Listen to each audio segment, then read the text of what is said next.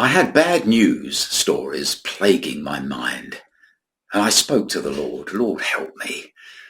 And I selected a scripture and discover water in a dry place, light in darkness, a veritable rock of truth, sanity in the midst of bedlam. 1 Corinthians chapter 13. Though I speak with the tongues of men and of angels and have not love, I am as sounding brass and as clashing cymbals. Sounding brass. I hear in my imagination one of those dreadful Tibetan bells that are not merry like our church bells, but doleful and depressing and worse. And he goes on to say, and clashing cymbals. Well, clashing cymbals are okay in a particular little passage in a symphony, but nobody would go to a cymbal concerto. The real value of a preacher or any Christian who may be able to form beautiful expressions, even angelic references, is worthless. A racket without love, an offence to heaven itself.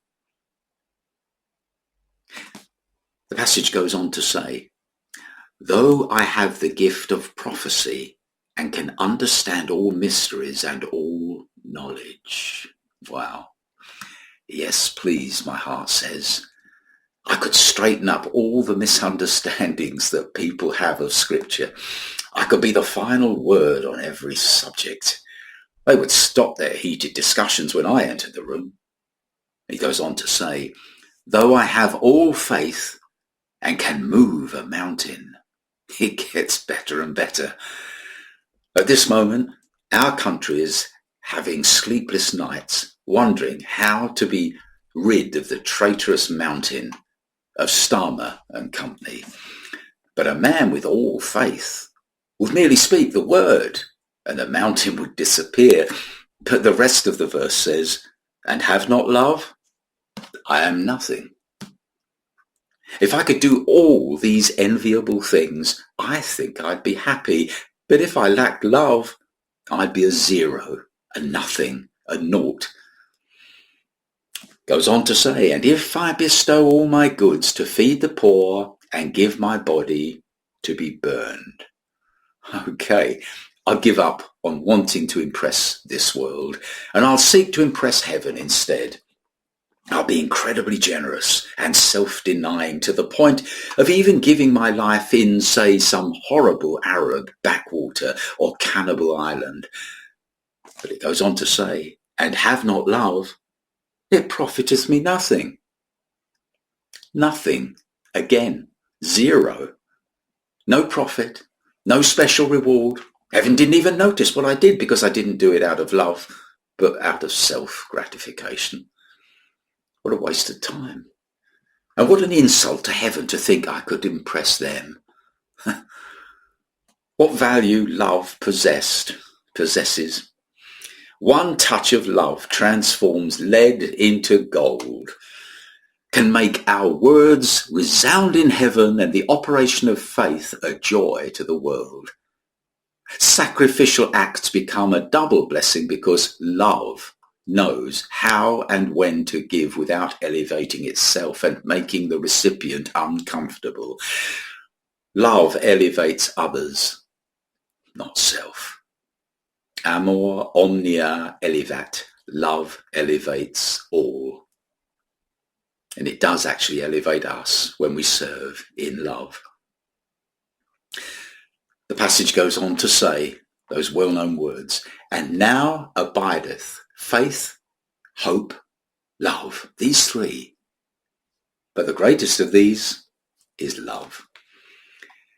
Every action performed in love is elevated to heaven. Every word spoken in love is heard in heaven. And if you're interested, and why not, there is a reward for such actions and words. It does profit because it was done in love. And here's a lovely thing. Love can breathe in any atmosphere, however toxic. As I was considering these things, a beautiful story came to me. A group of Jews in a hut in a death camp during the Second World War were having a discussion about the questionable justice of a God who could let them suffer so badly. And one man in particular made no secret of his atheism. He wanted nothing of the discussion. He didn't believe in God anyway and didn't want anything to do with it. Well, they were interrupted in their discussion by the Nazi guards who brought in a dozen new prisoners. The hut was already too full, and therefore the practice was, whenever new prisoners arrived, the same number of randomly chosen prisoners would be sent to the gas chamber. As their prisoner number was called, they stood forth, and the atheist's number was called. Before they were marched to their deaths, the atheist whispered to one of the new inmates, "Take my bunk, it's out of the draft." Imagine, in a few minutes, he would be breathing the vile poison gas that would kill him painfully. And yet he considers another man who might be spared suffering a mere draft on his neck.